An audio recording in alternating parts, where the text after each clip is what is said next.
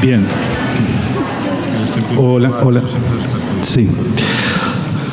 Bien, buenas tardes. Muchas gracias por acompañarnos en esta sesión. Primero quiero agradecer a las autoridades del Congreso que me hayan conferido el honor de presidir este panel. Yo soy medievalista. Para una sesión sobre cambio tecnológico parece lo menos adecuado, pero también he presidido hasta el año pasado la Asociación Argentina de Humanidades Digitales y ahí hay un tema que se conecta un poco más con esto. Se continúa aquí una línea temática del Congreso inaugurada con la sesión plenaria de esta mañana sobre el español y la sociedad digital. Como habrán podido comprobar a esta altura del desarrollo del Congreso, las líneas temáticas no son líneas paralelas, son líneas que se cruzan constantemente. De modo que ya hubo muchas menciones a la lengua, la cultura y el cambio tecnológico que se abordará aquí de manera específica. Mi interés en el tema es teórico y académico, en tanto miembro de la asociación que acabo de mencionarles, y cuya página web invito a visitar a toda persona interesada en el tema. Basta googlear Asociación Argentina de Humanidades Digitales. Dentro de eso, un problema que me interesa especialmente tiene que ver con la producción de textos para un nuevo público lector, que son los robots.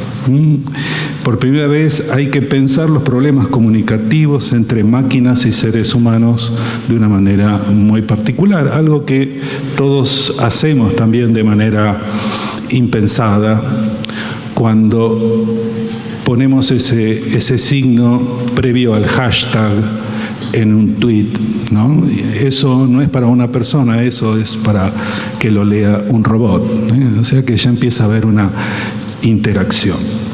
Bien, pero sobre los distintos temas que involucran a la lengua, la cultura y el cambio tecnológico hablarán los especialistas aquí invitados. Mi función es presentar ahora al coordinador de este panel, Gustavo Guerrero, que es miembro correspondiente en Francia de la Academia Argentina de Letras. Gustavo es profesor de Literatura y Cultura Hispanoamericanas Contemporáneas en la Universidad de París-Sena y en el Instituto de Estudios Políticos de Saint-Germain-en-Laye. Paralelamente se desempeña como editor de la Casa Gallimard para el área española, portuguesa e iberoamericana. Estudió Letras Modernas en la Universidad de París III y se doctoró en Historia y Teoría Literaria en la Escuela de Altos Estudios en Ciencias Sociales de París.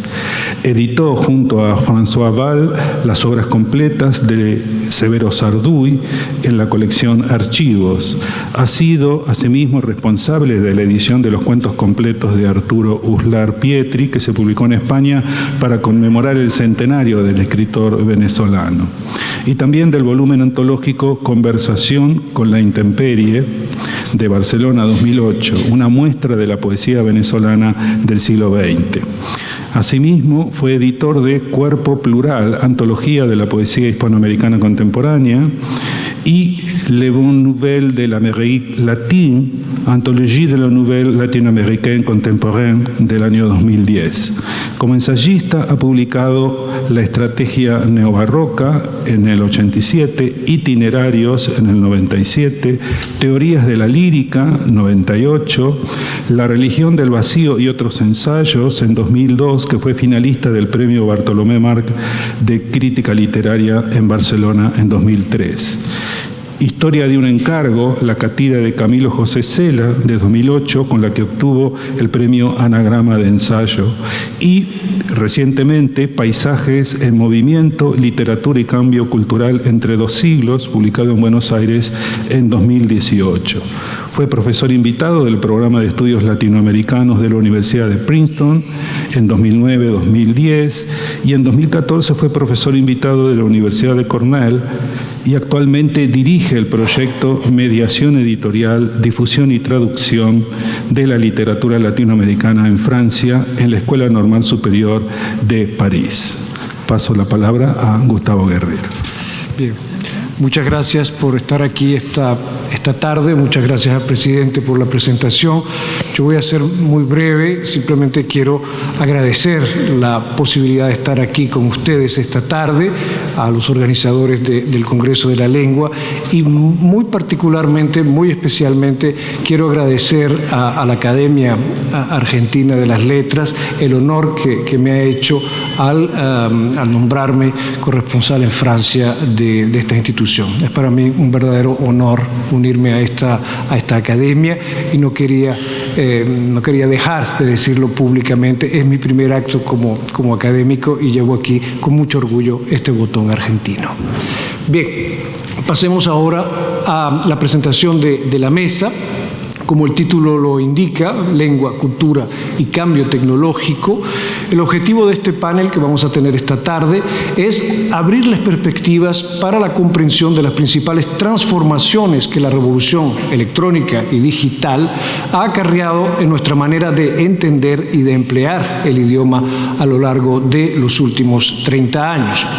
Los destacados investigadores, periodistas y agentes culturales reunidos esta tarde para abordar el tema van a disertar sobre la evolución del español en sus diversas áreas de especialidad, y las ponencias que nos van a dar van a tratar de responder brevemente, 10 minutos para cada uno, van a tratar de responder brevemente a algunas de las siguientes preguntas. ¿Cuál ha sido el impacto de las nuevas tecnologías en la investigación periodística y qué ha significado para el oficio de periodista la aparición de las redes sociales como productoras y difusoras de información? ¿Qué cambios se han producido en el uso del español en los periódicos con el paso del soporte de papel, al soporte digital? ¿Cuáles han sido los aportes de las aplicaciones lingüísticas de reconocimiento del habla y de traducción automática a nuestro conocimiento y empleo del idioma? Y, en fin, ¿qué efectos ha tenido la revolución tecnológica en el estudio y comprensión de nuestra cultura? ¿Y cuáles son esas nuevas herramientas tecnológicas de que disponemos hoy para estudiar la evolución del español en España y América? Vamos a empezar con la última de estas preguntas, y para contestarla va a estar con nosotros hoy la profesora Concepción Company de México, que va a hablarnos de corpus históricos electrónicos y generalizaciones en lingüística histórica. La profesora Company, nacida en Madrid, estudió la licenciatura en Lengua y Literaturas Hispánicas, así como también la maestría y el doctorado en Lingüística en la Universidad Nacional Autónoma de México, la célebre UNAM. La profesora Company es autora de 8 libros y editora de 29, además de haber escrito más de 100 artículos y capítulos de libros en revistas y libros de arbitraje internacional. Ha sido ponente plenarista en 24 congresos internacionales, y entre sus obras destacan, voy a citar solo algunas, La frase sustantiva en el español medieval, 4 cambios sintácticos, de 1991, Documentos lingüísticos de la Nueva España, de 1994, Léxico histórico del español de México, en coautoría con Chantal Melis, de 2002, Los 7 tomos de la sintaxis histórica de la lengua española, La frase verbal, de 2006, La frase nominal, de 2009, y Adverbios, proposiciones y conjunciones, relaciones interorracionales, de 2014. Desde 1990, la profesora Company dirige la revista Medievalia y es responsable de su colección de publicaciones, las publicaciones de Medievalia. Es además investigadora emérita de la UNAM, adscrita al Instituto de Investigaciones Filológicas, y sus áreas de investigación son la filología, la sintaxis histórica, la gramática histórica, la teoría del cambio lingüístico y la historia de la lengua española. Actualmente, y desde hace ya muchos años, es miembro del Sistema Nacional de Investigadores, y su trabajo ha merecido distintos e importantes reconocimientos, como ser miembro de la Junta de Gobierno del Colegio de México desde 2010, Premio Universidad Nacional para Jóvenes Académicos en 1992, Premio Nacional de Lingüística Wigberto Jiménez Moreno en 1995, Premio Universidad Nacional de Investigación y Humanidades de 2012, En 2015, fue nombrada vicepresidenta de la Asociación Internacional de Historia de la Lengua Española. En 2016, investigadora emérita del UNAM, y en 2018 se le otorgó la Medalla al Mérito de la Universidad Veracruzana. Preside desde 2007 la Comisión de Lexicografía de la Academia Mexicana de la Lengua, de la que es miembro de número desde el 10 de noviembre de 2005. Es además miembro del Colegio Nacional de México desde febrero de 2017. Bienvenida, profesora Company, tiene usted la palabra.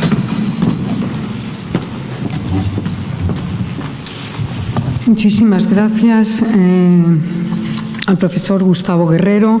Quiero dar unas encarecidas gracias a la ciudad de Córdoba, a los cordobeses, a la organización, por la gran hospitalidad, la amabilidad, la gestión eficiente en todo momento, y ya sin más me dedicaré a lo que vine, que es un corpus electrónico, para qué sirve, y voy a enfocarme en qué utilidad podría tener para maestros, para docentes, porque pueden generar grandes curiosidades y vínculos insospechados entre gramática, cultura e identidad y visión de mundo de el pueblo que escribe o que habla en una determinada lengua, en este caso la española.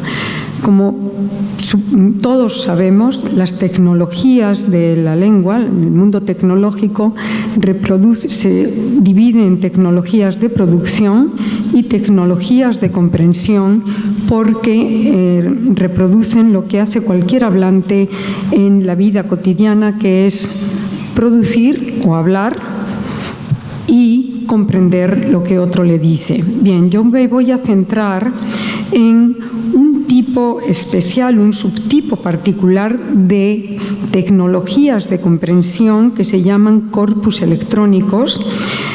Pueden ser sincrónicos o históricos, aunque desde mi perspectiva, desde la disciplina de alguien que trabaja gramática histórica, la historia de una lengua llega al día de hoy, porque es una constante transformación imperceptible.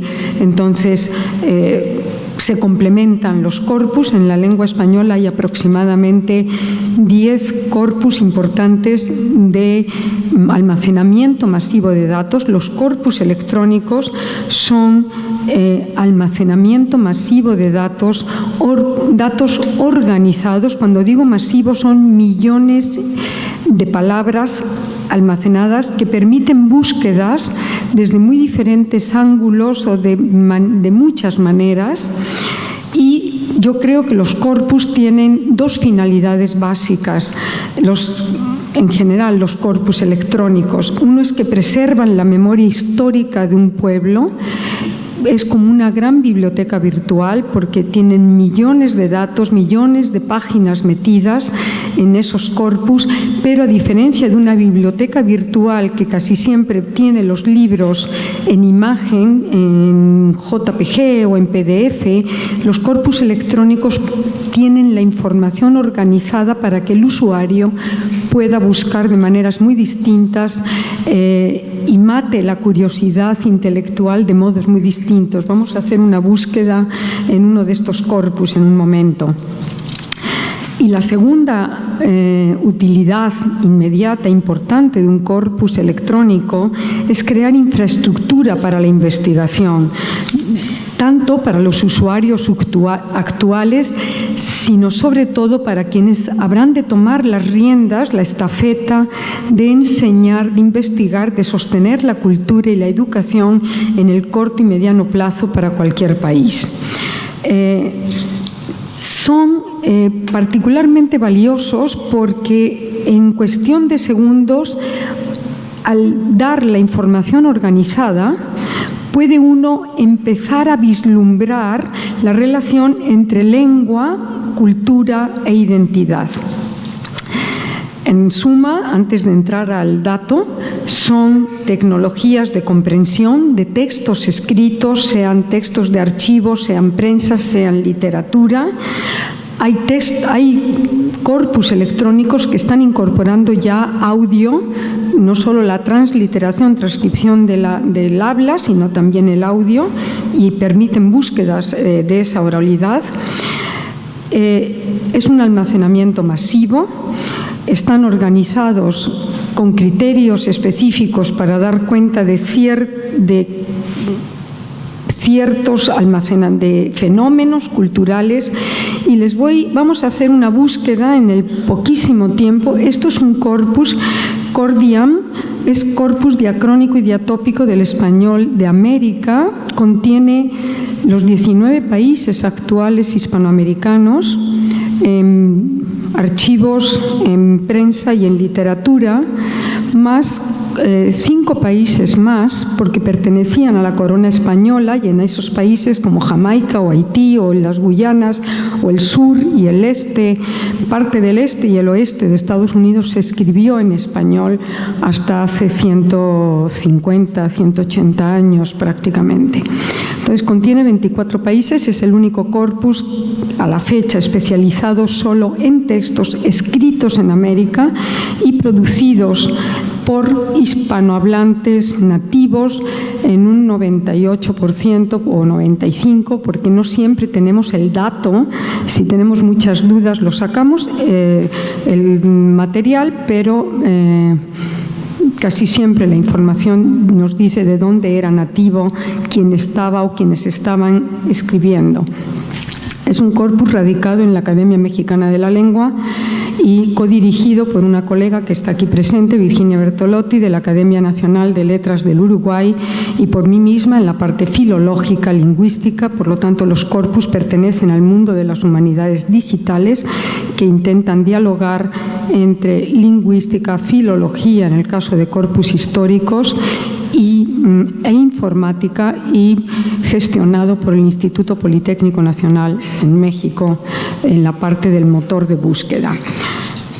Lo que hacen los corpus electrónicos no solo facilitan la vida, no sustituyen, anticipo que no sustituyen totalmente a la investigación tradicional, ni mucho menos, ni a la lectura placentera de un texto, no a la lectura de búsqueda de texto, pero sí hacen algo que en gramática histórica es un gran reto, que es hacer los vínculos entre hechos de gramática y hechos de cultura.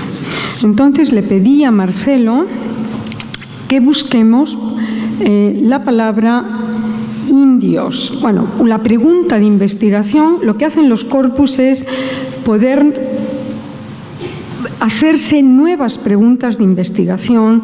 Surge, al ver el almacenamiento masivo de datos, surgen vínculos que uno no esperaba que existieran. Entonces, bueno, se me ocurrió cuando estaba escribiendo esta ponencia hace un par de meses,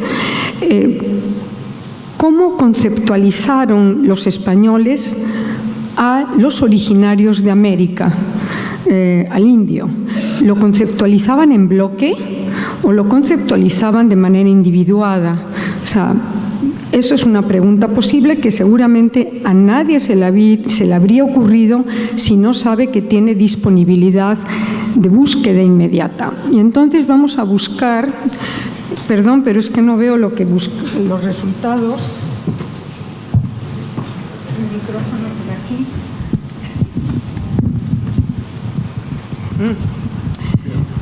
Vamos, ya, gracias. Y aquí dice, sí, no veo el número, bueno, lo primero que llama la atención es que la palabra indios escrita como hoy es muy poco frecuente. Pero si buscamos indios con Y, la búsqueda es plural contra singular. Si buscamos indios con Y, está dando en este momento 2000 y pico de casos, creo, más luego hay que buscar indios con... Gracias, me quedan 5 minutos, más hay que buscar indios con J inicial, que también va a dar una gran cantidad, y habrá que buscar indios con Y inicial e Y intermedia, y esto nos dice que eran una realidad nueva para los españoles, para empezar, que no sabían siquiera cómo graficarla, cómo escribirla, pero también nos dice algo muy importante, y es que hasta bien entrado el siglo XVIII la escritura tenía muchísima más flexibilidad, que no se puede hablar de ortografía, ni siquiera de heterografías, sino solo se puede hablar de usos gráficos que no son al azar, sino que mantienen ciertas pautas, se llaman usus scribendi, y lo que quiero que vean es el almacenamiento masivo de datos, que nos dice que hay, ¿qué? 9.000, 8.000 y pico indios, no alcanzo a ver el número, 9.000 y pico, creo, de indios en plural, pero además, ven a su izquierda, dice 15, siglo XV, República Dominicana, es un texto administrativo, siglo XVI, es decir, en plural hay 9.000 y pico, más si le sumamos los indios con la escritura actual, más si le sumamos los indios con una I larga, que así se llamaba la J, antiguamente da exactamente, porque yo hice esa suma, 13.800 y pico de casos. Ahora, Marcelo, por favor, vas a buscar indio en singular con Y inicial.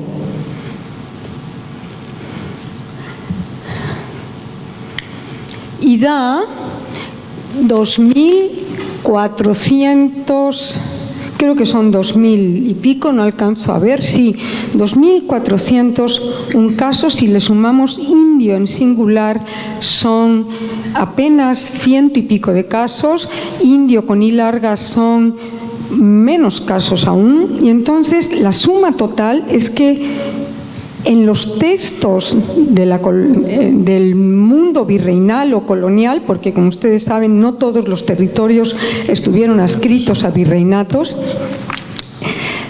los indios fueron conceptualizados como bloque, no les interesaba el indio Pedro Sánchez, Pedro Pérez, Juan Pérez, sino que se conceptualizaron como un bloque.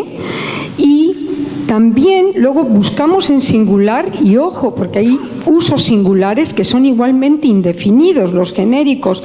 El indio es el que sabe orientarse en la llanura, ese indio es igualmente inespecífico. Entonces, si hacemos luego el ejercicio de buscar los indios en singular y cuáles son identificados y cuáles son inespecíficos, genéricos, lo que sale es que el 91% de los indios que aparecen entre el siglo XVI y el XIX, porque este corpus llega hasta 1905, es que 91% de los indios no tienen individuación. Por lo tanto, en automático, en cuestión de segundos, podemos darnos cuenta, y esto es un ejercicio de búsqueda, como otro cualquiera, pueden buscar las palabras, las construcciones más diversas, y con ellas van a...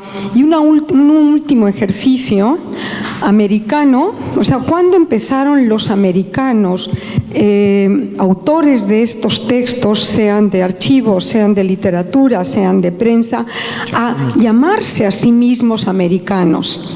Porque una cosa es vivir tener conciencia de que estoy en otra parte, y otra cosa es codificarme y escribir soy americano. Marcelo, por favor, si puedes teclear americano. Marcelo. Y buscar, pues lo que van a ver, vean qué tardía es. La generalización del gentilicio americano empieza en el siglo XVII, y cuando uno entra al texto, a los textos, este corpus permite además ver el texto completo. Creo que es el único a la fecha que permite ver el texto completo y bajarlo a su computadora. Lo que ve es que además es de un XVII muy, muy tardío, justo el periodo del criollismo. Empiezan a conceptualizarlo y a decirlo y escribirlo aunque llevaban 200 años los españoles en América y no todos los que conceptualizaban aquí eran españoles. Más bien, después del 17, Virginia Bertolotti y yo no hemos incluido españoles de nacimiento, sino originarios americanos. Pues bien, esto es una pequeña demostración de cómo el almacenamiento masivo de datos puede arrojar vínculos antes casi inimaginados, porque requeriría cientos de páginas, cientos de horas de estar sentados, una musculatura fuerte y poderosa y una paciencia a prueba de bombas para poder encontrar esto. En segundos, un corpus cualquiera, en este caso construido para que aflore el español de América y las muchas identidades del español americano, en cuestión de segundos ustedes pueden hacer vínculos interesantes que son todo un reto, y en gramática histórica es verdaderamente de las cosas más difíciles porque requiere mucha musculatura, paciencia, muchas páginas, y no es una biblioteca virtual, es un almacenamiento masivo, pero organizado de tal manera que el conocimiento, la curiosidad puede hacer búsquedas y concentra la información. Muchísimas gracias.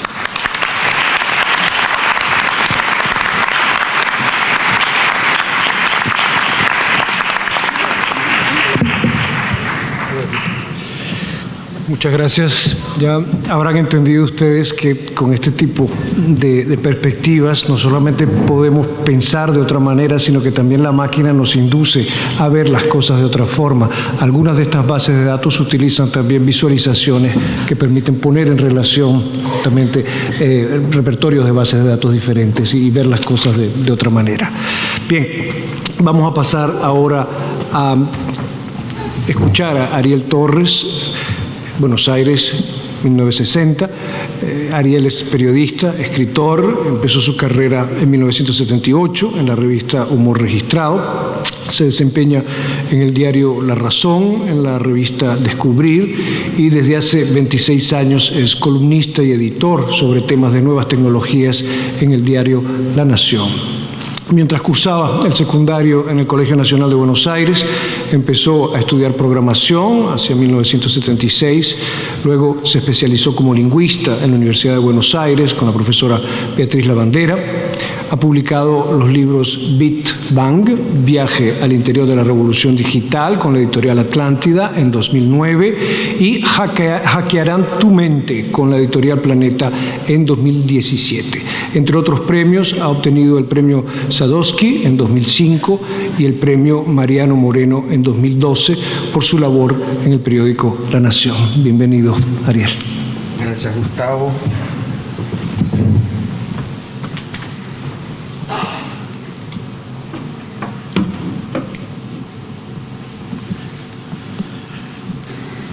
No veo nada de lejos con los lentes puestos. Buenas tardes.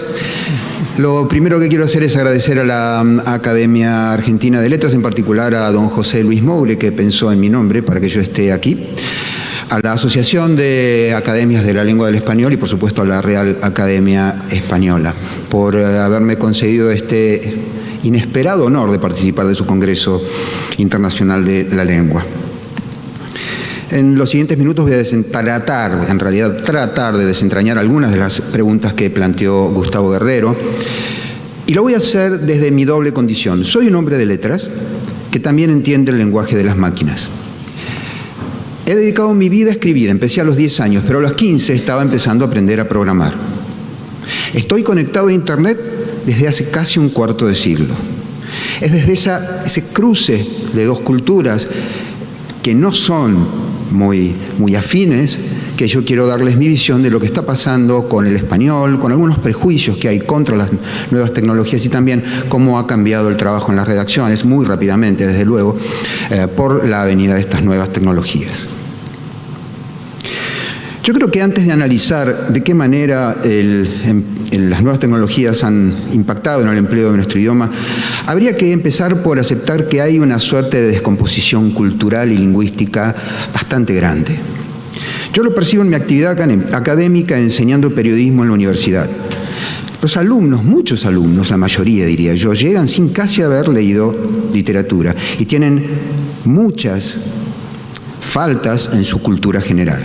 Se sostiene además el dogma de que no hace falta saber nada porque está todo ahí, en Internet. Hay honrosas excepciones, las puedo contar, diría, con los dedos de la mano, pero desde mi punto de vista esa crisis es aguda. La cuestión es si tiene que ver con las nuevas tecnologías o con algo más complejo, profundo y previo. Desde mi punto de vista es bastante fácil y cómodo atribuirles esta crisis a Internet, YouTube o los celulares, pero también es un atajo.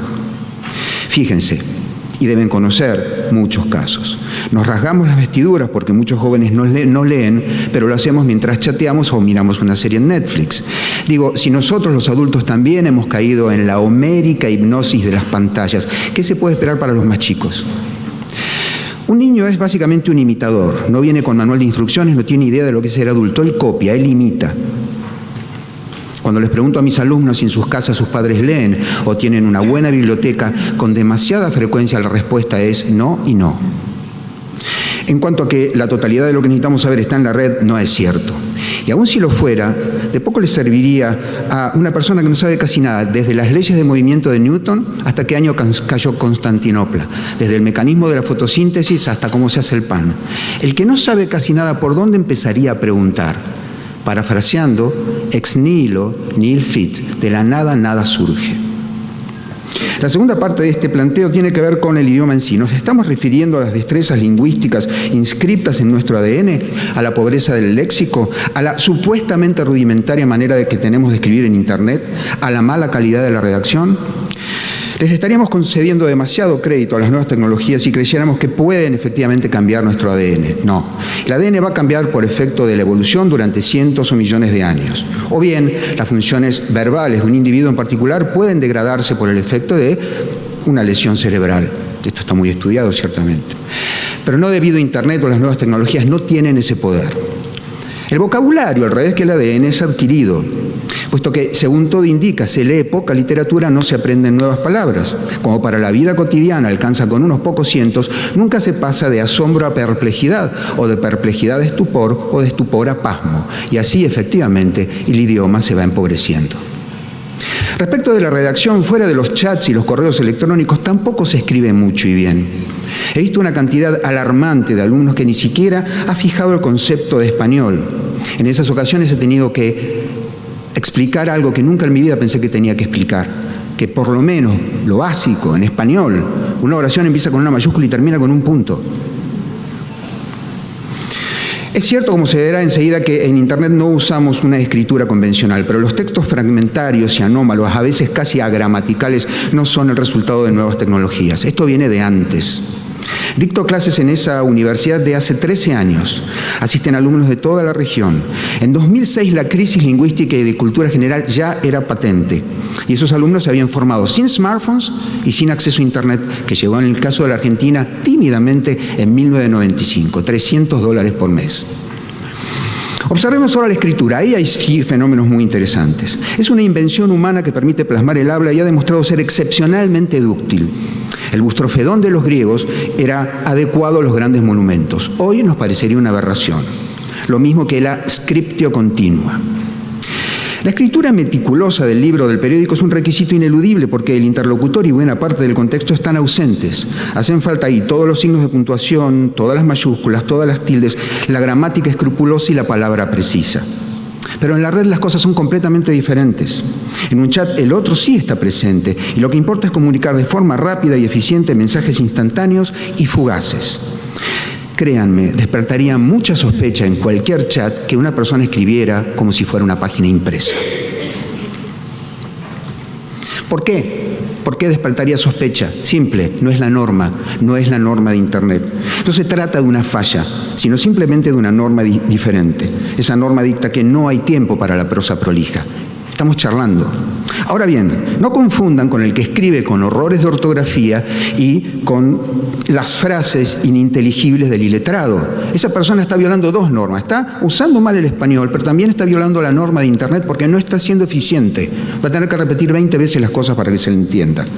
Yo, que soy obsesivamente meticuloso con el artículo o con la página del libro, escribo en el chat casi sin mayúsculas, signos ni tildes. Rápido, eficiente, instantáneo y fugaz. ¿Qué es esto? Es la escritura, una vez más, adaptándose a un nuevo entorno. Lo hizo docenas de veces durante sus más de 5.000 años de historia. No es un defecto, es la manifestación de su poder de adaptación. Es un nuevo Bustorfedón, es una nueva scriptio continua. Una parte para los emoticones y emojis. Son ideogramas y pictogramas, sí. Y cumplen una función clave en las comunicaciones digitales. Si uno tuviera que explicar que lo que acaba de decir es una broma levemente irónica y con una pizca de picardía, necesitaría varios párrafos. Y no tenemos tiempo. Eso mismo se expresa con un guiño. ¿Es texto? No. Pero funciona bien, es coherente con la norma de Internet. Rápido, eficiente, instantáneo y fugaz. Y es, por lo demás, muy semejante a la comunicación no verbal que tenemos cara a cara, gestos, miradas, etc.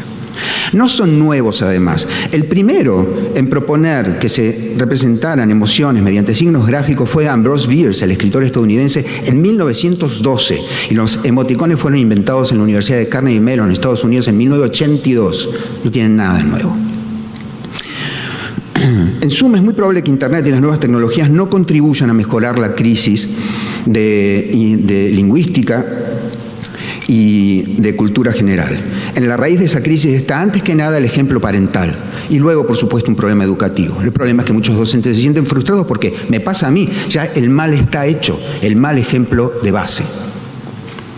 Todavía más, y como acaba de decir Concepción, estas nuevas tecnologías a las que se acusa permanentemente están ofreciendo herramientas idiomáticas increíbles para todo el mundo sin costo, como las de la RAE, las que mostró Concepción, el proyecto Tufts, el proyecto Percedo de la Universidad de Tufts en Estados Unidos, y sigue la lista. Quizás, paradójicamente, parte de la respuesta a esta tensión entre idioma y nuevas tecnologías esté precisamente en las nuevas tecnologías.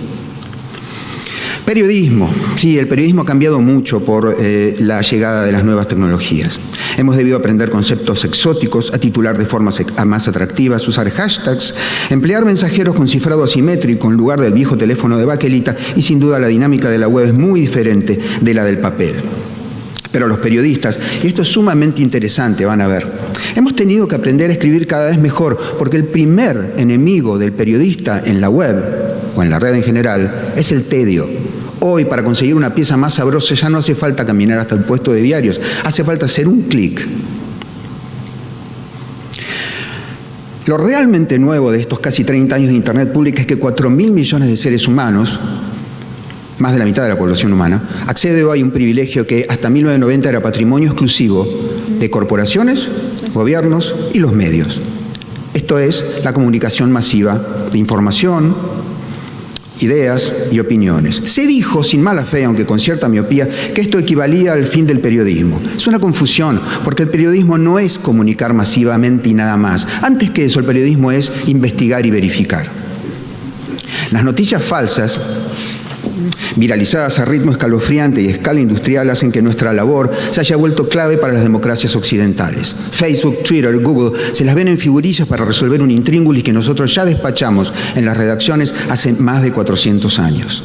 Siempre defendí desde que llegó Internet, porque algunos también atacan esto, el que cualquier persona pueda divulgar masivamente sus opiniones. Pero eso se llama libertad de expresión, no se llama periodismo. En suma, es, según pienso, y lo digo hace mucho, el mejor momento de la historia para ejercer esta noble profesión. En un océano de incertidumbre y literalmente inundados de información, los periodistas seguimos haciendo lo que venimos haciendo desde hace más de 4 siglos, intentar alcanzar lo más cercano que se pueda a la verdad. No es nuevo, concedido, pero es uno de los pilares de nuestras democracias e Internet y los algoritmos por sí mismos han demostrado ser incapaces de reemplazar esta labor. Muchas gracias.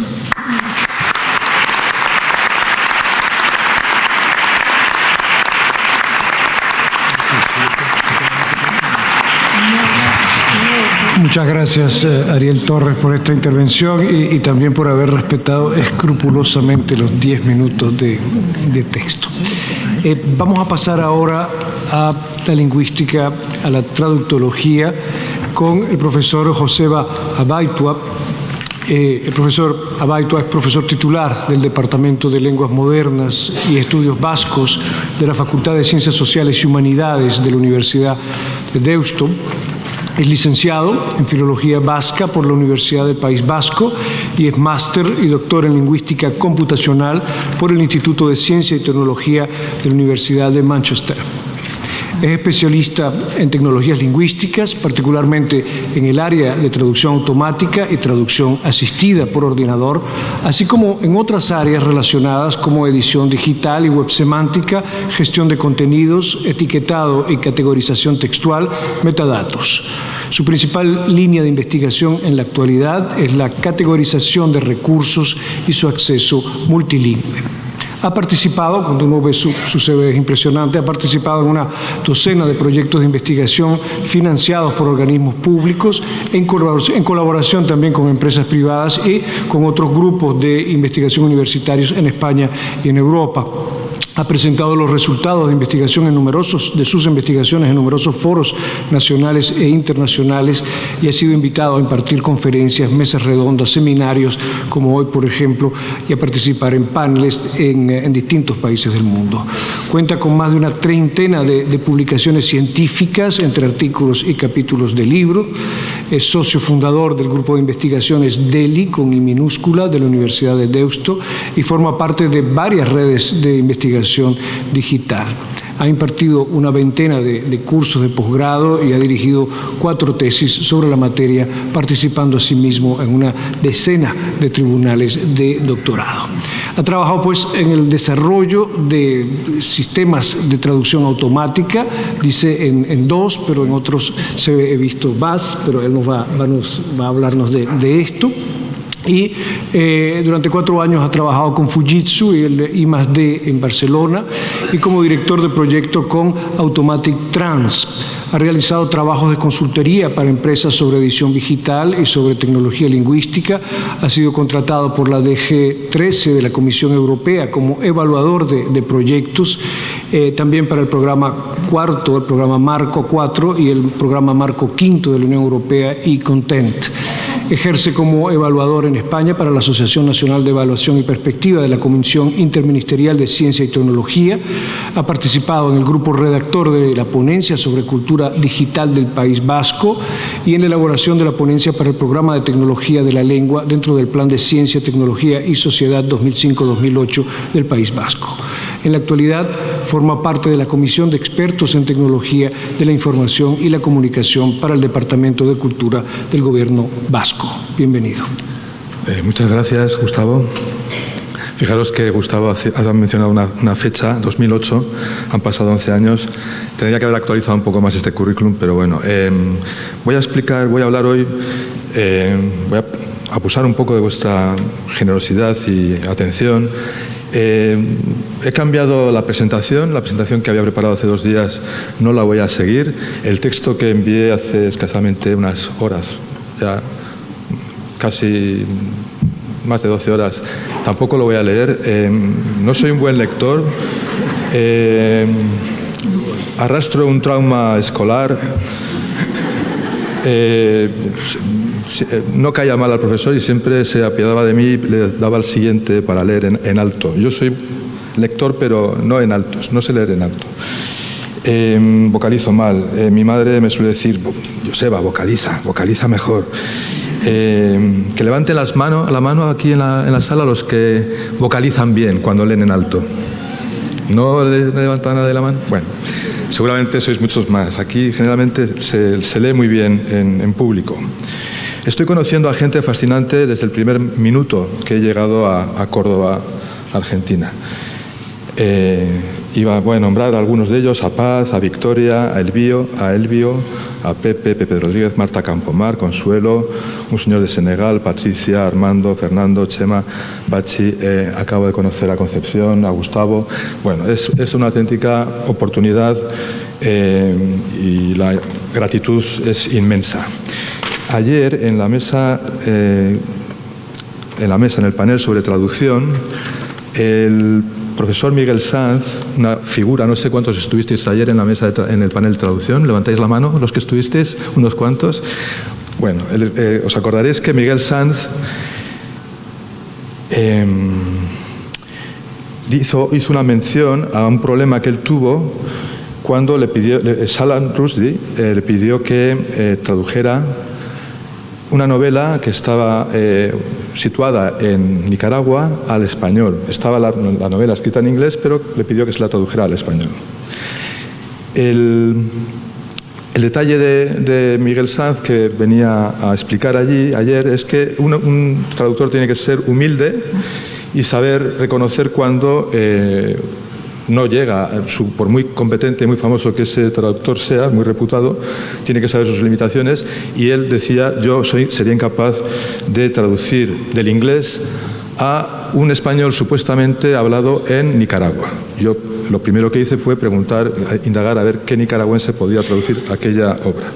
Y eso me trajo a la memoria, al pensamiento, a la cabeza, la idea de que realmente un traductor entre las variedades de español sería un buen traductor, un traductor muy útil, muy interesante. Seguramente es una tarea que un traductor automático podría desempeñar con cierta solvencia. No existe, pero no creo que pase mucho tiempo sin que se desarrolle.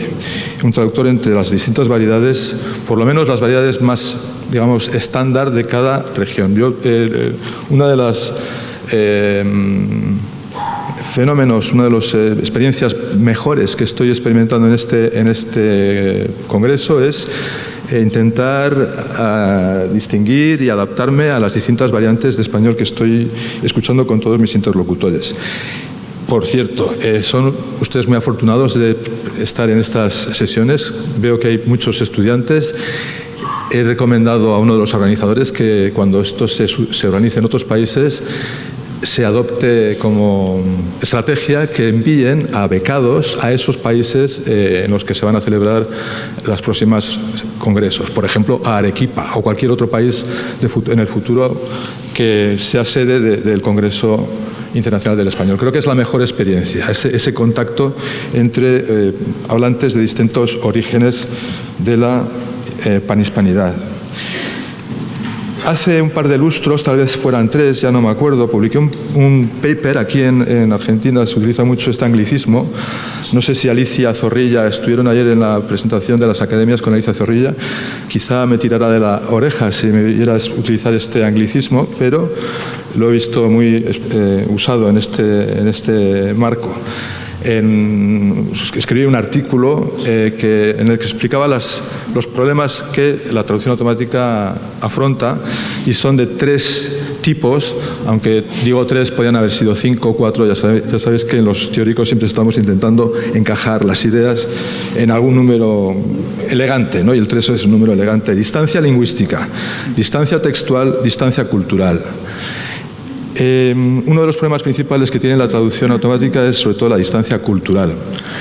Yo he participado, le decía a Gustavo que iba a explicar en cuántos proyectos había participado. Yo empecé trabajando en un proyecto de inglés-japonés. En realidad no participaba como un miembro activo, pero era en la universidad donde hice el doctorado, estaban trabajando con un traductor inglés-japonés.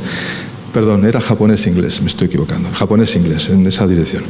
Y el problema que tiene la traducción del japonés a cualquier lengua europea es de índole, sobre todo, cultural, no tanto lingüística, aunque también. En España tenemos, como sabéis, varias lenguas romances y una lengua que no es romance.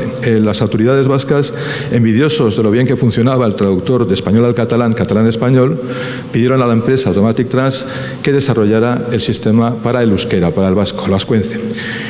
El vascuence tiene una gramática que se parece mucho a la del japonés. Entonces, hay un problema lingüístico mucho más complejo que el de traducción de catalán-español. La distancia cultural, sin embargo, es pequeña. La solución para el par de lenguas español-vascuence seguramente se afronta mejor con una memoria de traducción, con un corpus de traducciones, de textos ya traducidos, bilingües, que te permiten identificar esta frase se traduce así, la han traducido así los traductores humanos, y puedes reaprovechar cantidad de trabajo, esfuerzo humano. pero el traductor que el gobierno vasco encargó no era de ese tipo, era un traductor que se había desarrollado para el catalán castellano, que traducía prácticamente palabra por palabra. Ese traductor catalán-castellano serviría para el nicaragüense, como decía Marcelo Macri el otro día, esto en las redes sociales ha tenido bastante eco, ¿no?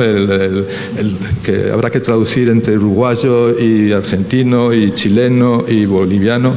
Bueno, pues en alguna medida sí haría falta una ayuda que permitiera a, por lo menos los que no estamos tan especializados en las variantes, poder identificar.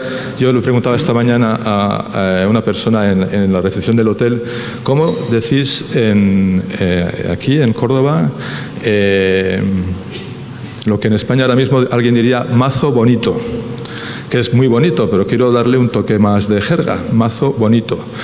Y yo les preguntaba algo así como puro lindo, o me dice, no, puro lindo no.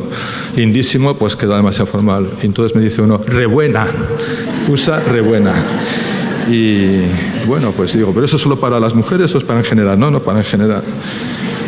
Bueno, cuando se habla de inteligencia artificial, el primer día tuvimos la intervención de Chema José María Álvarez Pallete. No sé si os acordáis del alta autoridad de Telefónica, hablando de la inteligencia artificial.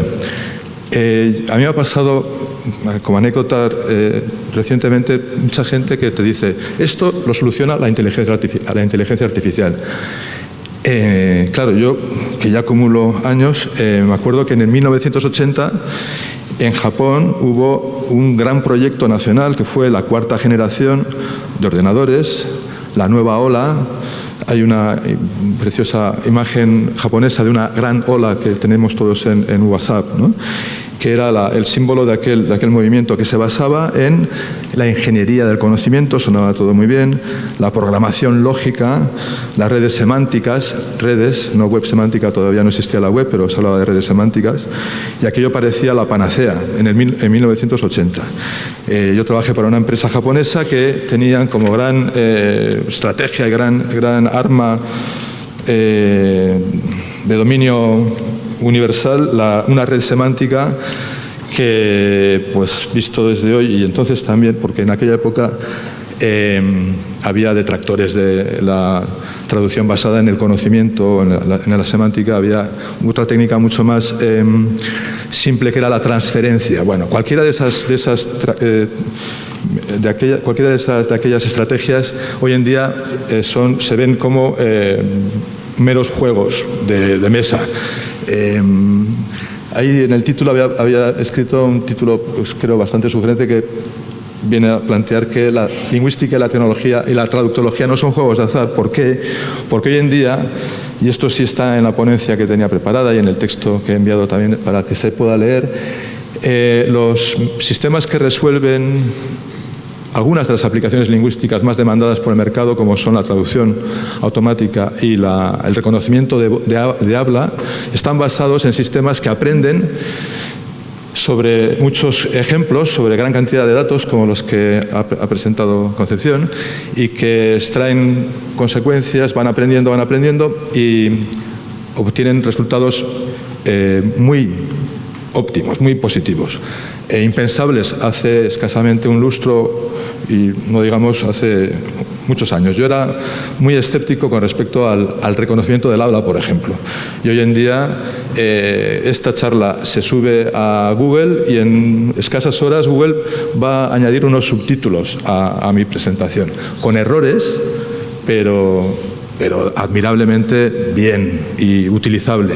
Incluso si le damos al botón de traducir y un inglés quiere seguir mi charla, habrá errores, pero los subtítulos serán útiles para esa persona. ¿Cómo andamos de tiempo? Bueno.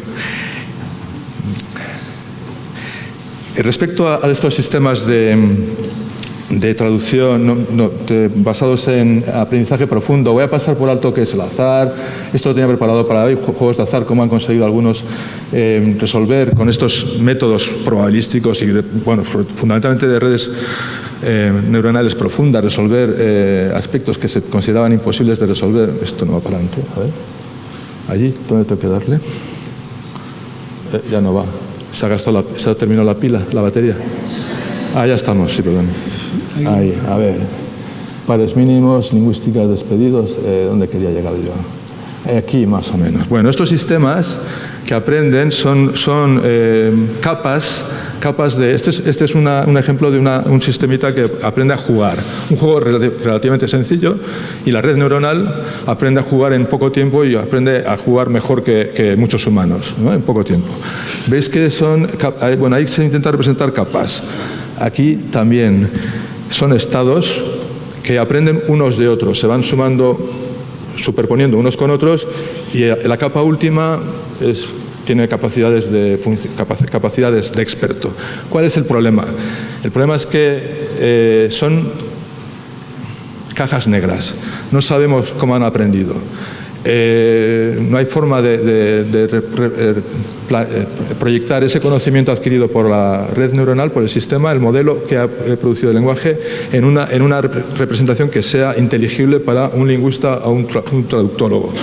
Se podrían aplicar mecanismos, heurísticas, para que mucho de ese trabajo sea reutilizable por parte de los estudiosos de la lengua y de la traducción, pero a priori no está diseñado para eso. Conclusiones. Bueno, la conclusión. La conclusión principal a la que yo quiero plantear aquí es que estos sistemas que están reemplazando a los teóricos de la lingüística y a los teóricos de la traducción empezaron ya. Hay una famosa frase atribuida a Frederick Jelinek, que es que cada vez que despido a un lingüista, el rendimiento de mi sistema de reconocimiento de habla mejora. Y eso nos ha postergado a los lingüistas de los equipos de investigación. Hemos buscado áreas esto no la voy a saltar, áreas de refugio. Por ejemplo, la lingüística histórica, la historia de la lengua, la evolución de la lengua a lo largo del tiempo, aspectos en los que la tecnología puede aportar mucho, pero que nos permiten todavía trabajar, digamos, con cierta dignidad, no sentirnos un estorbo dentro de los equipos de investigación. Yo voy a terminar con decir que en esto sí, en mi trayectoria en la lingüística y en la traductología ha sido de cambiar de área, de moverme de un lugar a otro. Lo que me gusta hacer es cuando una huerta, no sé si aquí se utiliza huerto o huerta, la tengo relativamente bien conocida, cambiarla. Me gusta lo que en España diríamos soy un culo inquieto, aquí diríamos soy un culiando inquieto, quizá. Y estoy muy agradecido a Córdoba y muchas gracias a todos los cordobeses por estos estupendos momentos que me estáis haciendo pasar. Muchas gracias.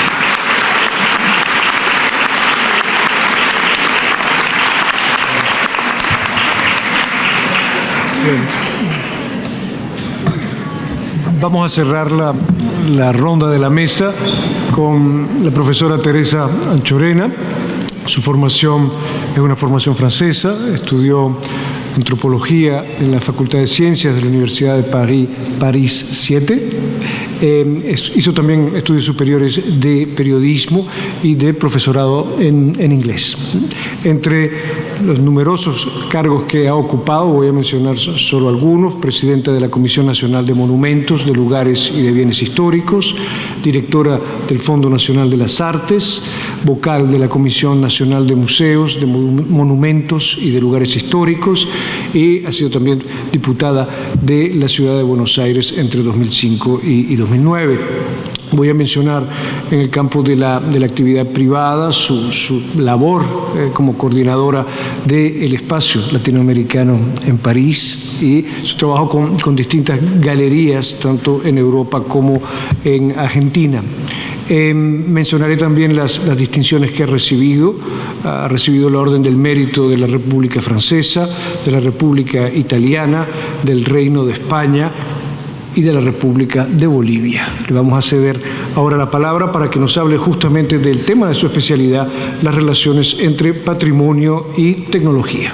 Muchas gracias, Teresa.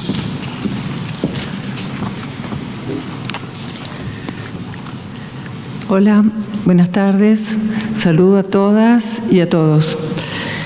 Voy a hablar de un lenguaje que no usa palabras, pero que es elocuente porque refleja quiénes somos, nuestra historia, de dónde venimos. Se trata del material con el que trabajo en estos años. Es el patrimonio tangible. En la Comisión Nacional de Monumentos Históricos, donde junto con otras 12 personas integramos un directorio, nos ocupamos de la identificación y de la conservación de la materialidad del patrimonio arquitectónico y artístico de todo el país. El patrimonio cultural inmueble, o sea, los edificios, es un lenguaje universal. Es la historia congelada en el espacio. Y de esta manera irradia todo tipo de mensajes estéticos, políticos, religiosos, inteligibles para todos nosotros. Resulta interesante comprobar que la moderna gramática, es decir, las reglas de la conservación del patrimonio cultural inmueble, edificios, fue definida y consolidada justo en la época en que se dispara la aceleración del desarrollo tecnológico, durante los siglos XIX e inicios del XX, con los aportes fundamentales de John Ruskin, Viollet-le-Duc, Camilo Boito y Alois Riegel. Antes no había una conciencia del patrimonio que había que conservar. Al mismo tiempo, se fue dando el fenómeno de demanda de la sociedad respecto de que el patrimonio es un tema importante. Eso fue en nuestro siglo, en fines del siglo XX, diría, en la Argentina. En otros países, sobre todo europeos y muchos países latinoamericanos, la conciencia del valor del patrimonio fue anterior, fue mayor y fue muy apoyada desde los gobiernos. En Argentina nos encontramos en este momento que tenemos 1.250 monumentos históricos nacionales declarados. Muchos de ellos en malas condiciones, muchos de ellos degradados y casi todos necesitados de una puesta en valor. Una puesta en valor, ¿qué quiere decir? Conocimiento y recursos. Este patrimonio es un puntal fundamental de nuestra identidad. La gente de Córdoba lo sabe, porque ustedes lo están practicando. Y además, este cuidado del patrimonio es un gran propulsor de desarrollo a través del turismo.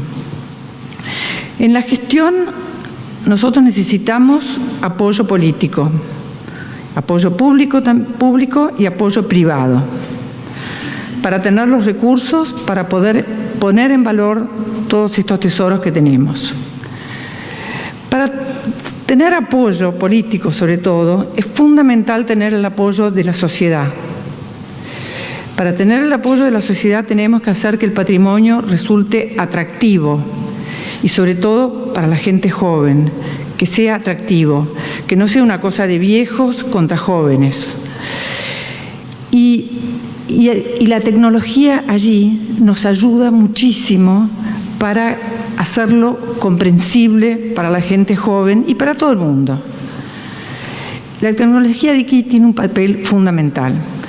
Tenemos fotos, ¿no? Bueno, por de pronto esto que se ve apenas es un tema sobre el que estamos trabajando, que es un mapeo de toda la Argentina marcada con sus monumentos históricos nacionales. Y bueno, se cliquea en un lugar que a uno le interesa y aparece esa ficha donde hay una descripción de qué es lo que se está buscando, qué es lo que se está encontrando. Tenemos esto cuando hablaba del patrimonio atractivo. Aquí, por ejemplo, esto es en Ámsterdam, creo, ¿no? Sí, uno ve algo de un patrimonio tal como está ahora, en la actualidad. Y con una aplicación puede ver la fotografía de cómo era hace 100 años. Y bueno, y eso también lo queremos hacer. Estamos empezando en Buenos Aires, pero seguramente Córdoba nos va a ganar y lo va a hacer antes y nosotros vamos a apoyar y tratar de colaborar con ustedes. Bueno, este rancho que ven aquí por ahí no es la mejor foto, pero es un proyecto que se llama Pueblos Históricos. Estamos rescatando pueblos olvidados en todo el país y tratando de integrarlos a una red de turismo.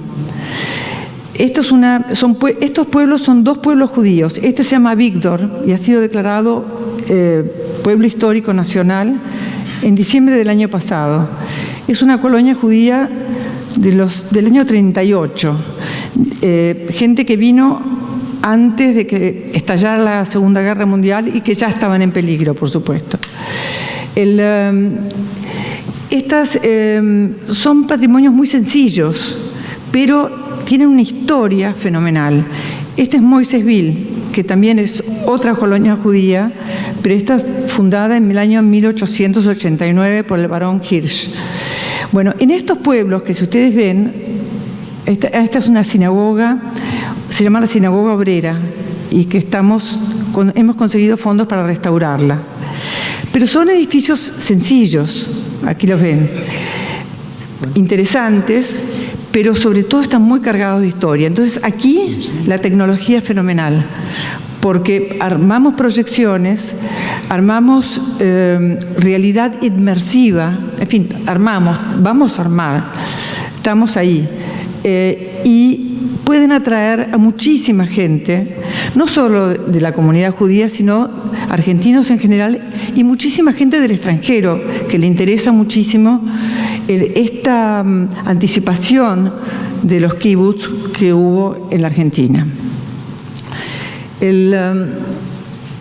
Ahora tenemos otro desafío, que la realidad virtual, que sería esto que nosotros planeamos hacer mapping, no reemplace la materialidad. Y aquí tenemos otra foto, ¿no? Bueno, sí, esto es un teatro en Córdoba, al que fuimos ayer. Estaba así. Y ahora tenemos la foto como está, y ahora está así. Esto se restauró en Córdoba durante el año pasado. Y está en un barrio que no es uno de los barrios céntricos, es el barrio de la universidad, creo que se llama, ¿no? Bueno, bien, gracias. Perdón. Bueno, esto es fantástico. ¿Por qué? Porque es un lugar muy bello, primero, pero también es un lugar que estaba degradado, que estuvo cerrado por 20 años y que de pronto la ciudad de Córdoba lo rescató. Y yo creo que nosotros sentimos que cuando se rescata algo que nos pertenece, que está muy cerca nuestro, nos rescatamos a nosotros mismos. O sea, es una puesta en valor nuestra también. Y es un motivo de orgullo para todos los que podemos usar este lugar. Bueno, eso lo quería mostrar. O sea, la materialidad es importante también, es muy importante. Y no tenemos que perder de vista eso.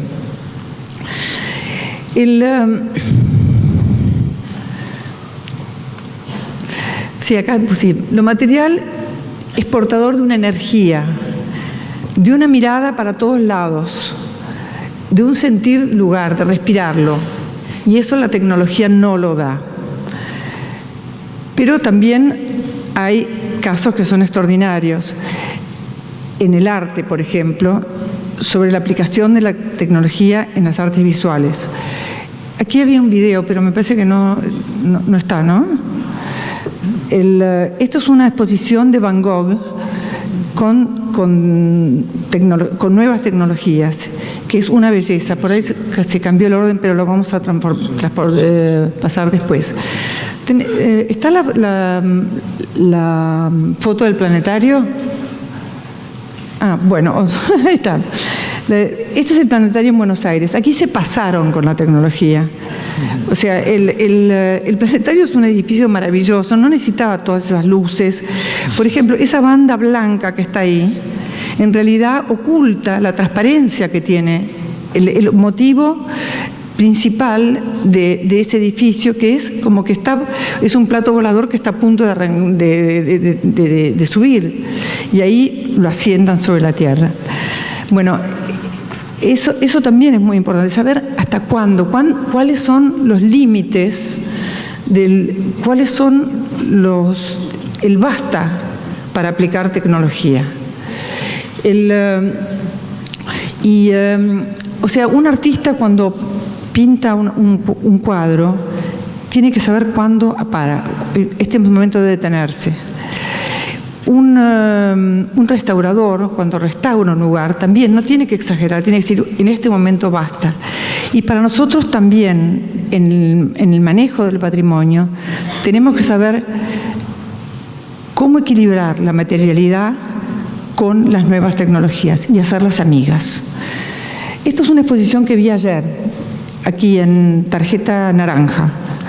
Es un artista argentino, Leandro Ehrlich, que maneja de una manera sublime la tecnología. Esto lo recomiendo, son unas nubes que aparecen, es fantástico. Es la tecnología más la poesía, más el talento. Y si podemos ver también otra expresión, lo anterior, lo de Van Gogh, que era muy lindo. ¿Se mueve o no? ¿No? Bueno, ok. Esto se mueve todo, con todos los cuadros de Van Gogh para todos lados, es una belleza. Búsquenlo en YouTube, es divino.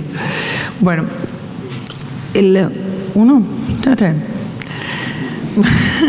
saber dónde parar, sí, no tengo que parar. Bueno, o sea, estamos entre la tecnología y bueno, y donde estamos trabajando nosotros, que es el patrimonio. El patrimonio sabemos lo que es, de la tecnología no sabemos a dónde va a llegar. Y tenemos que estar de una manera como muy flexible, tratando de incorporar conocimiento y al mismo tiempo viendo hasta qué momento usarlo. Quisiera mostrar unas fotos del teatro donde hemos estado todos estos últimos días. El Teatro Libertador. Aquí se ha usado mucha tecnología para hacer el diagnóstico, para ver las patologías del teatro. Esto ha sido, pero una obra fantástica, que en toda la parte de relevamiento la tecnología aceleró los tiempos.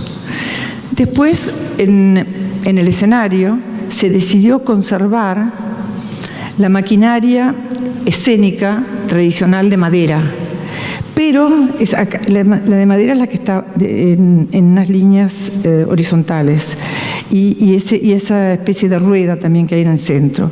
Es el único teatro en el mundo que ha conservado esta tecnología teatral. Y al mismo tiempo se le incluyó unas estructuras metálicas de última generación, incorporándole la tecnología actual, y conviven. Por otro lado, los restauradores, hay una restauradora, hicieron el trabajo lento, que es el pincelito, el cincel para cada objeto. Y hoy lo que se ve es un teatro antiguo, pero que por sus venas corre toda la tecnología actual. Eso es algo que es ejemplar.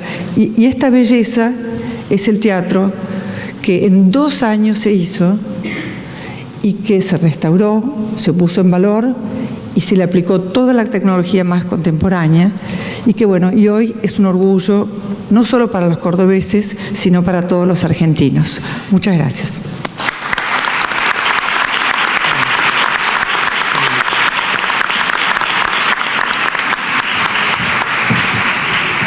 Muchas gracias, Teresa.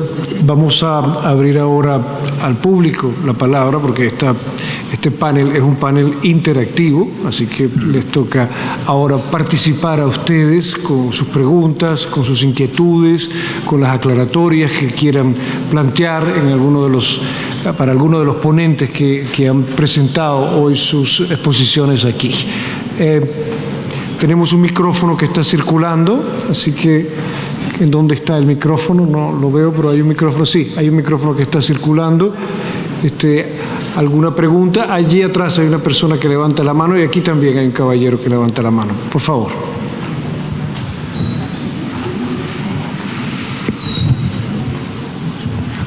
Diga su nombre, por favor. Sí, mi nombre es Gerardo Tolino, yo soy profesor de Lengua y Literatura de la Universidad de Buenos Aires. Mi pregunta está dirigida a la cuestión del periodismo, con este tema que hoy está muy en boga, que es la posverdad, ¿no? Porque hablamos de periodismo y la búsqueda de la verdad, y pareciera que lo que prima en el periodismo hoy es la posverdad. Digo, porque lo leemos a diario, no solo en las redes sociales, sino en los periódicos. Yo creo que Ariel estuvo. Te respondo porque yo soy el periodista acá. ¿Cuál es la pregunta? Bueno, la pregunta es qué pasa con la posverdad, porque vos hablabas de la verdad que buscan los periodistas y hoy día a día lo que leemos es posverdad. Está bien, pero eso es una pregunta, no es una pregunta, es un juicio de valor tuyo. Bueno, además de ser un juicio de valor, quisiera saber cuál es tu opinión respecto de la posverdad. Ok, más que una opinión, yo te voy a dar, hace 40 años que soy periodista, trabajé durante la dictadura en la revista Humor Registrado y vi cosas. He trabajado en La Nación 26 años, trabajé en La Razón de Timerman, he hecho televisión, he vivido mi casa. Yo entré en una redacción a los 6 años, mi padre trabajaba en otro diario, no en la parte periodística, sino en la parte de la impresión. Tengo muchos colegas y dos cosas. La posverdad es un neologismo enfermizo, posverdad es mentira. Hay una verdad científica. Tenemos el método científico, los científicos tratan de buscar la verdad y muchas veces después de 200 años descubren que no era toda la verdad, como ocurrió con Einstein respecto de la variable del tiempo. Newton la consideraba una variable fija, Einstein descubrió que era relativa al marco de referencia. Hay una verdad para la lógica y hay varias lógicas. Para la lógica aristotélica, los cuadros de verdad son los cuadros de verdad, sí, no, blanco, negro. Y hay una verdad periodística. Lo que nosotros hacemos, nuestro trabajo es sencillísimo.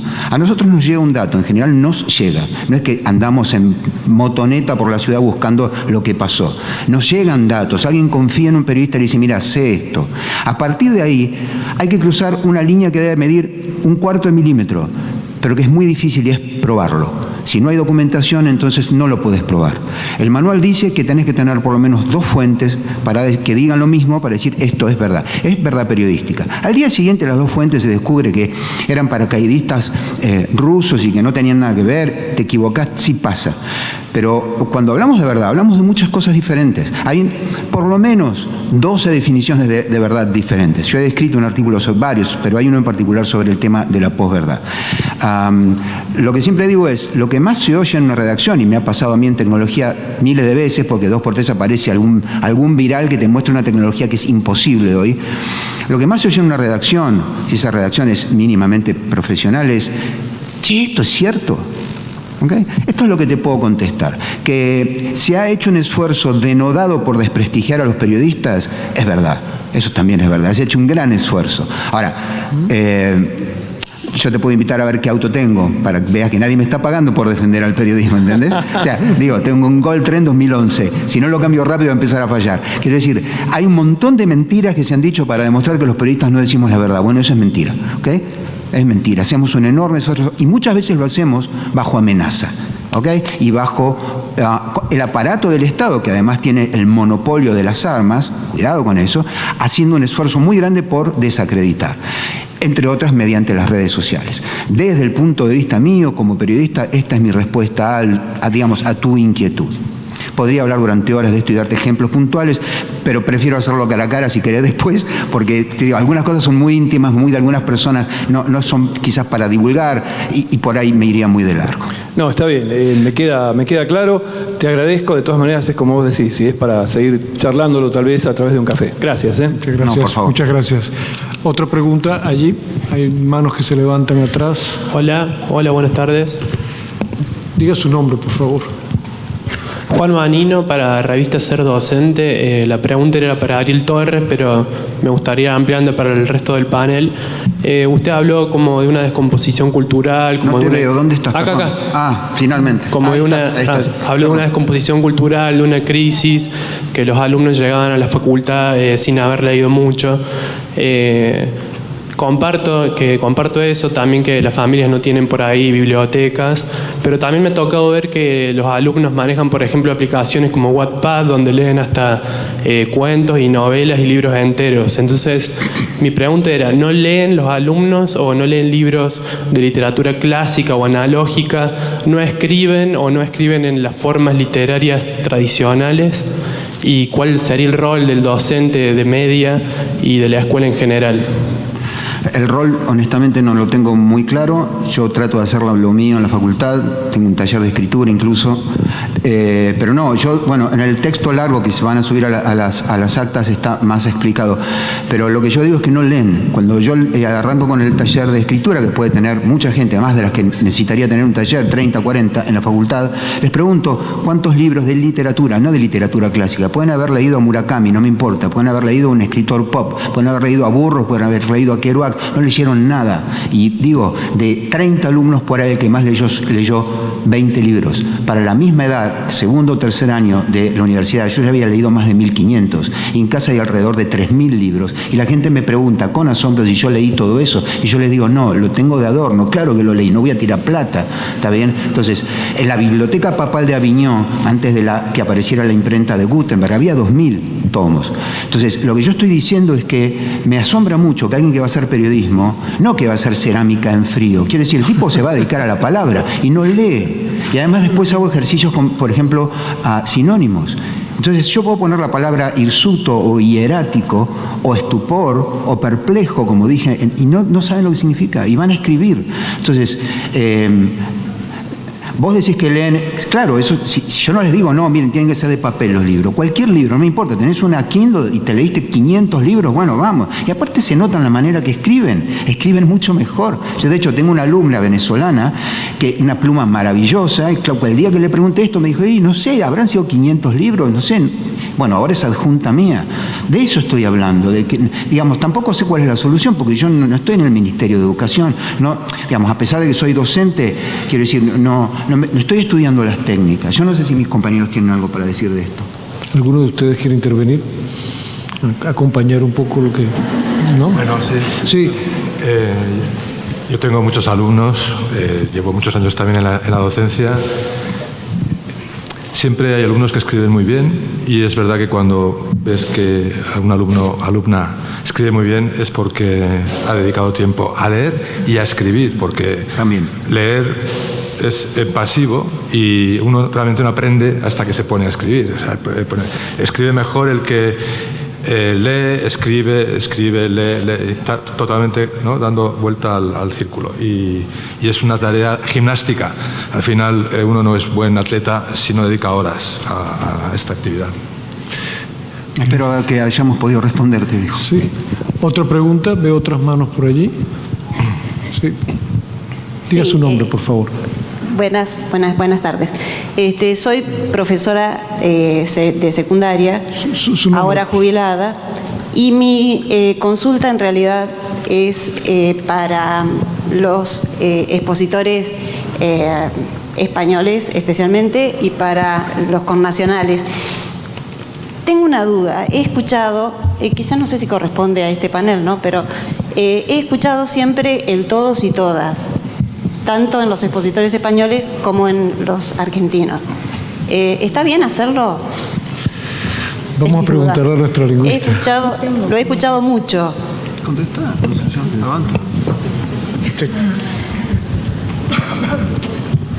Vamos a ver, los dueños de la lengua somos todos los hablantes, no son... Y en esos hablantes están también los políticos, están también los escritores, pero sobre todo somos los hablantes de la banqueta, vereda, acera, como usted lo quiera llamar. ¿Usted puede decir todas y todos? Yo prefiero... siempre se ha dicho señoras y señores, sin ningún problema. Se puede decir las y los niños, y ahí ya empezamos a tener problemas, porque ya la cosa no es tan gramatical, porque ese las es un artículo. Vamos a ver, lo puede decir, nadie se lo impide. ¿Es correcto? Sí, porque lo puede decir. ¿Va a tener algún éxito para Una lengua es un conjunto de tradiciones y de hábitos convencionales. Una gramática es el acuerdo secular, milenario, de que así funciona y por decreto no funciona. O sea, yo no conozco en la historia de la lengua española ningún decreto, y ha habido decretos de cómo se debe escribir y cómo se debe hacer cosa, y nadie le hace caso. Mi opinión es que lo puede hacer, que no es un asunto de corrección, le da visibilidad a las mujeres. Bueno, yo siempre he peleado que la igualdad no está en... La gramática es asexuada, hay multitud de textos sobre el hecho de que la gramática es una convención de tradiciones, de hábitos lingüísticos. Lo puede hacer, pero no va a llegar muy lejos. Esa es mi opinión. Tendría que haber, a lo largo de 150 años, el acuerdo no explícito de que todos los hispanohablantes, de abuelo a padre, a nieto, a bisnieto, sigan diciendo todas y todos, o todos y todas, todes. Lo otro es ya con arroba y con X es elitista, porque se requiere haber pasado por la escuela y haber pasado por, y de preferencia tener un teclado para poder poner esa arroba medieval, que es un signo medieval. Entonces, bueno, correcto sí es, porque en la gramática lo único que hay es gramatical o agramatical, y ningún hablante que esté sin patología, o sea, que seamos un hablante sano en nuestra capacidad biológica, nunca hablamos agramaticalmente. Ese es el principio de los gramáticos. ¿Va a lograr usted algo? Probablemente no. Hay que esperar. Las historias de la lengua son de lenta acuñación. Y yo siempre he defendido que la igualdad no está en que me llamen arquitecta, en que me paguen igual si soy igual, y en que me paguen mejor si soy mejor. Ese es el punto. Muchísimas gracias.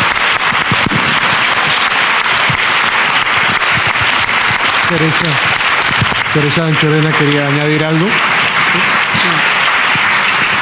Bueno, como soy yo la que dije todas y todos, quiero decirle...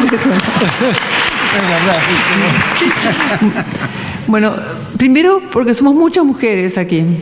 Entonces, cuando iba a decir buenas tardes, dije, bueno, buenas tardes, algo más.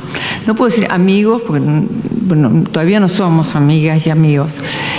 Y por otro lado, yo cada vez me siento menos identificada con el todos y que me incluyan a mí. A mí me gusta que digan todas y todos, me gusta, por eso elegí decirlo. Y me parece, el todes, en cambio, no me voy a enganchar en esa. Pero reivindico eso. Por ahí no es excesivamente correcto, es cierto. Pero si no eran señoras y señores, tampoco tenía ganas de decir eso. Así que bueno, dije todas y todos. Gracias. Gracias. Bien.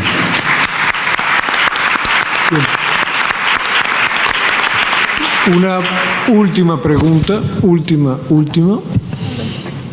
Allá. Hola, buenas tardes. Mi nombre es Laura, soy docente de nivel secundario. La pregunta supongo que a varios nos quedó haciendo un poco de ruido, por eso apuntamos todo lo mismo. Fue al señor Torres, que habla de descomposición lingüística. Es un concepto que me interesaría que lo pudiera explayar un poco más, porque la verdad es como que uno, en el momento en que usted hace todo su desarrollo, plantea que, bueno, de alguna forma las nuevas tecnologías presentan esta incertidumbre y que es el mejor momento para el periodismo también. Entonces digo, también pensar por qué algunas modificaciones en el uso de la lengua no son también formas que a lo largo del tiempo pueden llegar a quedar, en vez de pensarlos como descomposición lingüística. Y también por el lado de decir, bueno, cuando yo nombro, le doy existencia a algo, y en ese darle existencia a algo, digo, hablar de descomposición lingüística, ¿qué está queriendo decir? son dos cosas distintas, ¿no? Yo vengo chateando desde 1996. En el chat aprendimos una serie de reglas, incluso relacionadas con el hecho de que en esa época teníamos muy poco ancho de banda. Por lo tanto, empezamos a escribir telegráficamente. Ahora, yo estoy en muchos grupos de WhatsApp y veo no solamente la escritura con la norma de Internet que yo dije antes, rápida, eficiente, instantánea y fugaz. Lo que veo son errores de ortografía, textos que no se entienden, que están rotos gramaticalmente. Cuando alguien escribe y ni siquiera sabe que una oración tiene que empezar con mayúscula y un punto, y está estudiando periodismo en una universidad, tenemos un problema. Estoy viendo esto desde hace mucho.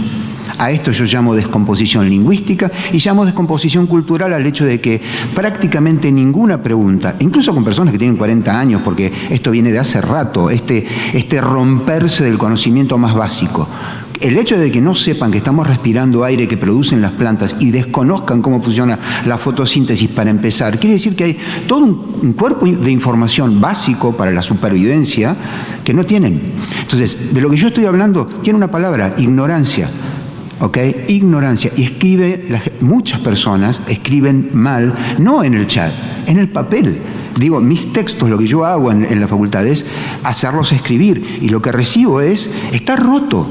La gramática textual está deshilachada, no manejan registro, no manejan tono, por supuesto no manejan bien la gramática, no tienen idea de lo que es subordinación, carecen de sinónimos. Yo estoy hablando de síntomas. Yo soy escritor, sé de lo que hablo, estoy hablando de síntomas. Hay textos que no podrían aceptarse en una redacción como mínimo, y lo que es más grave hoy, la inteligencia artificial ya es capaz de escribir textos aceptables. Reuters, por ejemplo, ya tiene bots, inteligencia artificial, software, que escribe los informes financieros. Y yo recibo alumnos que pretenden ser periodistas y están, digamos, en una proporción importante, son incapaces de mantener siquiera 2 o 3 párrafos bien. ¿Okay? De eso estoy hablando cuando hablo de descomposición cultural. A mí no me sirve que sepan cómo formó la última selección. Yo quiero que por lo menos sepan un mínimo de la historia de la civilización. Las fechas más importantes no tienen la menor idea. Yo he preguntado cosas como: ¿a qué distancia está la Luna? No saben. Podría estar en Mar del Plata. Está a 400.000 kilómetros. ¿A qué distancia está el Sol? No saben. ¿Qué es el Sol? No saben. Una vez me dijeron: es una bola de fuego. No, muchachos, no es una bola de fuego. ¿Qué es la gravedad? ¿Qué es la mecánica cuántica? Cuentas. Yo les hago hacer cuentas elementales de que yo aprendí en la primaria para calcular ancho de banda. Si el archivo pesa 4,5 GB, tenés 3 megabits por segundo, ¿cuánto tardás en bajarlo? El 60% ni siquiera lo intenta en el examen. Entonces, yo no creo que sea un problema de esta facultad en particular, sería bastante absurdo, pero yo estoy hablando de esto. Tenemos un problema de cultura general. Si no lo queremos ver, fantástico. Yo simplemente hago mi trabajo, doy malas noticias. El otro tema es la descomposición lingüística. Tenemos un problema ahí. No lo queremos ver y la culpa es de los chats. Miren, yo escribo razonablemente bien. En el chat escribo horrible, pero se me entiende. Rápido, instantáneo, fugaz, eficiente. Yo no voy a usar todos los signitos, todo, porque yo sé que la otra persona está ahí, estoy charlando. De hecho, en la charla, yo esto lo estudié en la facultad, grabábamos a la gente, tratábamos de hacer el análisis gramático, y no somos muy gramaticales al hablar. Nos cortamos, no tenemos siempre concordancia en género y número, las subordinadas nos salen mal, nos vamos a la banquina, al pasto. Entonces, yo lo que pretendo es que mínimamente el texto sea, bueno, como era por ahí hace 60 años, una persona mínimamente podía redactar composición, tema, la vaca, a los 9 años. De eso estoy hablando. En cuanto al periodismo, me olvidé la pregunta. ¿Qué decías vos respecto al periodismo?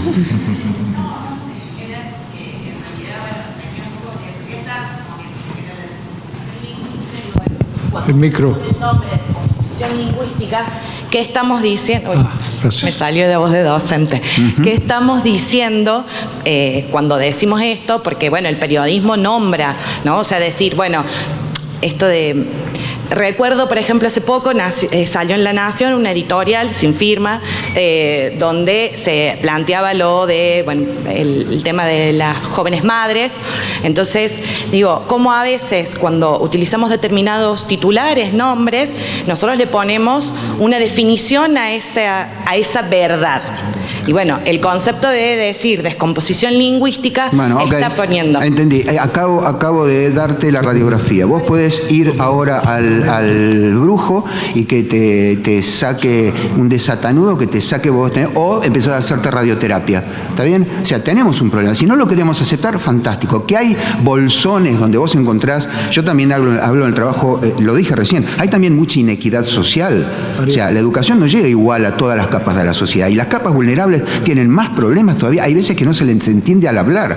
¿Queremos verlo? Me parece que es el momento. ¿No queremos verlo? Bueno, digo, estamos también bailando en el Titanic con eso. Bueno, ya, me pusieron el punto final me pusieron. Bien, muchísimas gracias a todos. Vamos a darle un aplauso a nuestros ponentes. Han estado estupendos. Y muchas gracias también a ustedes por habernos acompañado hasta casi las 5:30. Gracias.